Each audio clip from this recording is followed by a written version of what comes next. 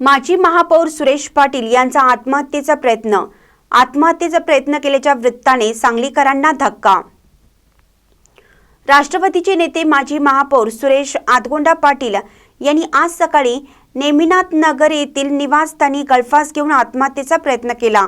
त्यांना तातडीने येथील उशक्काल रुग्णालयात दाखल करण्यात आलं।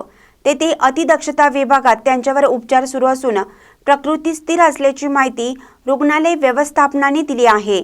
या घटनेची प्राथमिक नोंद विश्रामबाग पोलीस ठाण्याच्या दप्तरीत करण्यात आली आहे। यामागचं कारण अस्पष्ट आहे।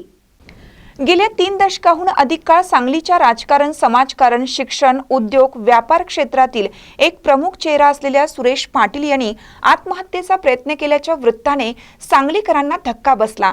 काही कारणाने गेल्या वर्षभरापासून ते सार्वजनिक कार्यक्रमांपासून थोडे अलिप्त झाले होते।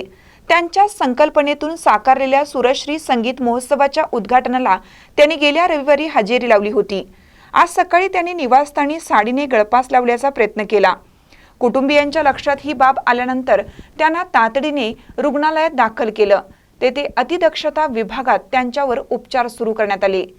महानकर न्यूजसाठी आदी माने, मिरज।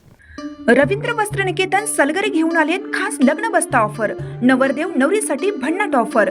15,000 रुपयाची खरेदी करा आणि फक्त 10,000 रुपये भरा। ही ऑफर फक्त सलगरे शाखेत उपलब्ध। अप्रतिम लग्न सराई कलेक्शन, सुंदर नवरीसाठी भरजरी साड्या, नवऱ्यासाठी शाही शेरवानी, सूट। आहेरी ऑफर ही सुरू। आहेरी साड्या 10 घ्या 1 फ्री। पॅन्ट शर्ट जोडी 10 घ्या 1 फ्री। ऑफर फक्त 31 मे 2025 पर्यंत। रवींद्र वस्त्र निकेतन, सलगरे, तालुका मिरज।